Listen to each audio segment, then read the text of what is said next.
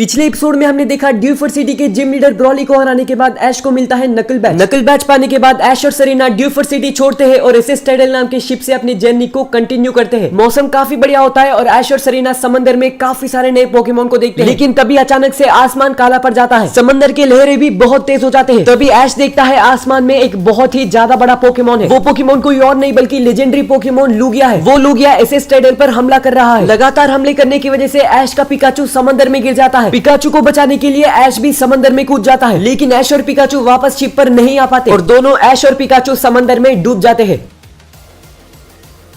ड्यूफोर्ड city से काफी दूर समंदर के बीच में एक छोटा सा आइलैंड है, एक ऐसा आइलैंड जहाँ पर कोई भी इंसान नहीं रहता। उसी आइलैंड के किनारे पर बेहोश होकर पड़ा है अपना ऐश और पिकाचू ऐश को होश में लाने की कोशिश कर रहा है। कुछ ही देर बाद ऐश होश में आता है और देखता है पिकाचू को। पिकाचू को देखने के बाद ऐश बोलता है, शुक्र है पिकाचू तुम्हें कुछ भी नहीं हुआ। जैसे ही वो उठता है वो देखता है पिकाचू के बगल में एक बहुत बड़ा पोकेमोन है। पहले उस पोकेमोन को देखकर ऐश डर जाता है, बाद में ऐश को समझ में आता है कि उसी पोकेमोन ने ऐश और पिकाचू को बचाया था। कुछ देर पहले ऐश और पिकाचू शिप के ऊपर से समंदर में गिर जाते हैं और वो दोनों समंदर के अंदर डूब रहे होते हैं और बगल में ही एक लैप्रिस का झुंड जा रहा होता है, जिसमें से एक लैप्रिस ऐश और पिकाचू को डूबते हुए देख लेता है। वो लैप्रिस इन दोनों की मदद करने के लिए आती है। आखिर में जैसे तैसे करके वो लैप्रिस ऐश और पिकाचू को एक आइलैंड में ला छोड़ती है, लेकिन इतने बुरे वेदर की वजह से इस प्रोसेस में लैप्रिस को भी चोट लगती है। ऐश उस पोकेमोन को अपने दिल से शुक्रिया बोलता है और अपने बैग में जो भी फर्स्ट एड के सामान है उनसे लैप्रिस की चोट को फर्स्ट एड करता है। फर्स्ट एड करने के बाद ऐश लैप्रिस से बोलता है, कुछ देर में तुम्हारा चोट ठीक हो जाएगा। एक बार फिर से हमारी जान बचाने के लिए बहुत बहुत शुक्रिया। वैसे तुम कौन से पोकेमोन हो मुझे पता भी नहीं है। ये बोलकर ऐश लैप्रिस के बारे में पोकेडेक्स से पूछता है और पोकेडेक्स के हिसाब से लैप्रिस एक आइस एंड वाटर टाइप का पोकेमोन है, जिसको ट्रांसपोर्ट पोकेमोन भी बोलते हैं और ये पोकेमोन काफी रेयरली पाए जाते हैं। लैप्रिस पोकेमोन बहुत ही ज्यादा स्ट्रॉन्ग होते हैं। इतना स्ट्रॉन्ग होने के बावजूद भी ये पोकेमोन काफी काइंड होते हैं और कभी भी मदद करने के लिए तैयार होते हैं। ये सुनने के बाद ऐश बोलता है, लैप्रिस तुम सच में कमाल के पोकेमोन हो। वैसे पिकाचू ने कहा तुम एक लैप्रिस के झुंड से आए हो, तो अभी तुम्हारा झुंड कहाँ है? ये सुनने के बाद लैप्रिस अचानक से सैड हो जाता है। ऐश लैप्रिस से पूछता है, लैप्रिस क्या तुम अपने झुंड से बिछड़ गए हो? लैप्रिस हाँ बोलता है। ऐश और पिकाचू को बचाने के चक्कर में लैप्रिस अपने झुंड से अलग हो गया था और वापस कभी उनसे मिला ही नहीं। अभी लैप्रिस अपनी झुंड से बिछड़कर काफी देर हो चुका है और उसको अपनी पैर पर चोट भी लगी है, जिसकी वजह से लैप्रिस वापस से अपनी झुंड से मिलना बहुत मुश्किल है। ऐश बोलता है, लैप्रिस तुम चिंता मत करो, तुम्हारा पैर ठीक होते ही हम तुम्हारे परिवार को ढूंढने जाएंगे। चाहे वो जहाँ भी हो, मैं तुम्हारे लिए उनको ढूंढने वाला हूँ। वादा करता हूँ कि मैं तुम्हें उनसे वापस मिलवा कर ही रहूंगा। तब तक के लिए तुम आराम करो। ये सुनने के बाद लैप्रिस को काफी खुशी होती है। तभी ऐश के पेट से एक अजीब सी आवाज आती है। ऐश बोलता है, मुझे बहुत भूख लगी है, इस आइलैंड के अंदर शायद कुछ तो खाने मिल ही जाएगा, चलो मिलकर इस आइलैंड में खाना ढूंढते हैं। ये बोलने के बाद ऐश पिकाचू और लैप्रिस चलते हैं आइलैंड के जंगल के अंदर खाना ढूंढने के लिए। जैसे ही वो जंगल के अंदर जाते हैं उनको कुछ आवाज सुनाई देती है। थोड़ा और अंदर जाने के बाद वो आवाज और भी तेज होती है। वो आवाज कोई इंसान की है। जंगल में थोड़ा और अंदर जाने के बाद पता चलता है कि कुछ लोग मदद मांग रहे हैं। वो आवाज आगे की एक गड्ढे से आ रही है। ऐश उस गड्ढे के पास जाता है तो उसके अंदर 3 लोग होते हैं, 2 इंसान और एक बात करने वाला मियोथ। गड्ढे से बाहर निकलने के लिए वो लोग ऐश की मदद मांगते हैं। ऐश अपने बगल में देखता है तो वहाँ उसको एक लकड़ी दिखती है। उस लकड़ी की मदद से वो उन तीनों को बाहर निकालने की कोशिश करता है। काफी देर कोशिश करने के बाद आखिर में ऐश उन तीनों को बाहर निकालता है। वो तीनों ऐश को शुक्रिया बोलते हैं मदद करने के लिए, लेकिन तभी वो देखते हैं कि ऐश के ऊपर एक पिकाचू है और बगल में एक लैप्रिस। तभी वो लोग बोलते हैं, मदद करने के लिए शुक्रिया पर हमें माफ करना, हम तुम्हारे पोकेमोन को चुराने वाले हैं। ये बोलकर वो लोग पिकाचू और लैप्रिस पे नेट डालते हैं। ऐश को समझ नहीं आता वो लोग ऐसा क्यों कर रहे हैं। दोनों पिकाचू और लैप्रिस को नेट से पकड़ा गया है। ऐश उन लोगों से पूछता है, कौन हो तुम और ऐसा क्यों कर रहे हो? वो लोग बोलते हैं, हम तो इंट्रोडक्शन देना भूल ही गए हैं। लड़की बोलती है, मैं हूँ जेसी। लड़का बोलता है, मैं हूँ जेम्स। और बात करने वाला मियोथ बोलता है, मैं हूँ मियोथ। हम टीम रॉकेट है और तुम्हारे पोकेमोन को चुराने वाले हैं। तभी ऐश बोलता है, कुछ ही देर पहले तुम गड्ढे के अंदर थे। तभी टीम रॉकेट बोलते हैं कि हमने पोकेमोन को पकड़ने के लिए ये जाल बिछाया था, लेकिन हमारे खोदे हुए गड्ढे में हम ही फंस गए। अब जब हम बाहर आ चुके हैं तो हम अपने काम को कंटिन्यू करेंगे। ऐश बोलता है, मैं तुम्हें मेरे पोकेमोन को चुराने नहीं दूंगा और अपने 4 मिलियन को बाहर लाता है। जेसी बोलती है, तो तुम हमसे बैटल करना चाहते हो? लगता है तुम्हें अंदाजा नहीं है कि हम कितने ज्यादा स्ट्रॉन्ग है। इस टीम रॉकेट का ताकत मैं तुम्हें अभी दिखाती हूँ। ये बोलकर जेसी चुनती है अपनी एकन्स को। 4 मिलियन और एकन्स के बीच का बैटल शुरू होता है। ऐश 4 मिलियन से फ्लेम थ्रोवर यूज करने बोलता है और जेसी अपने एकन्स को उस फ्लेम थ्रोवर से डॉच करने बोलती है। एकन्स 4 मिलियन के फ्लेम थ्रोवर से बच जाता है और 4 मिलियन पर व्रैप अटैक यूज करता है। ऐश 4 मिलियन से एक बार फिर से फ्लेम थ्रोवर करने बोलता है। इस बार फ्लेम थ्रोवर एकन्स को लगता है और एक ही झटके में एकन्स हार जाता है। ये देखकर ऐश को यकीन नहीं होता कितना ज्यादा वीक है जेसी का एकन्स। जेसी का हो गया और अब जेम्स की बारी है। जेम्स चुनता है अपना कॉफिंग पोकेमोन को और कॉफिंग से स्मग अटैक करने बोलता है। कॉफिंग का स्मग अटैक सीधे 4 मिलियन के आंखों में जा गिरती है, जिसकी वजह से उसको कुछ दिखाई नहीं देता और इस वक्त में कॉफिंग लगातार 4 मिलियन को हमला कर रहा होता है। काफी देर बाद भी 4 मिलियन के ऊपर का स्मग नहीं निकलता। ऐश अपने 4 मिलियन से बोलता है सीधे आगे की तरफ फ्लेम थ्रोवर यूज करो। 4 मिलियन अपनी आगे की तरफ फ्लेम थ्रोवर करता है और वो फ्लेम थ्रोवर कॉफिंग को लग जाती है। जेम्स का कॉफिंग भी एक ही फ्लेम थ्रोवर लगने से बेहोश हो जाता है। ऐश के सामने जेसी और जेम्स दोनों ही हार चुके हैं। ऐश बोलता है तुम दोनों सच में कुछ ज्यादा ही वीक हो। जेसी बोलती है तुम्हें ऐसा क्यों लगता है कि हम हारने वाले हैं? अभी हमारा सबसे खतरनाक ट्रिक को तो हमने यूज ही नहीं किया। इस ट्रिक से अभी तक कोई भी नहीं बच पाया है। आखिरी बार अपने पोकेमोन को देख लो। ये बोलकर टीम रॉकेट अपनी सबसे खतरनाक ट्रिक को यूज करती है। वो तीनों अपने किडनैप किए हुए पोकेमोन को लेकर पागलों की तरह भागते हैं। जेम्स बोलता है अब भागने को छोड़कर दूसरा रास्ता नहीं बचा है। ऐश बोलता है ये इनका सबसे खतरनाक ट्रिक है और अपने 4 मिलियन से स्लैश अटैक करने बोलता है। 4 मिलियन स्लैश अटैक करके पिकाचू और लैप्रेस के ऊपर के नेट्स को फाड़ देता है। ऐश का पिकाचू और लैप्रेस अब फ्री हो चुके हैं। ऐश अपने पोकेमोन को बोलता है अब इन लोगों को फाइनल टच देते हैं। पिकाचू टीम रॉकेट पर एक जोरदार थंडरबोल्ट करता है, जिसको लगते ही टीम रॉकेट के जेसी, जेम्स और मियोथ उड़ जाते हैं। इतना दूर उड़ते हैं कि वो दिखाई ही नहीं देते।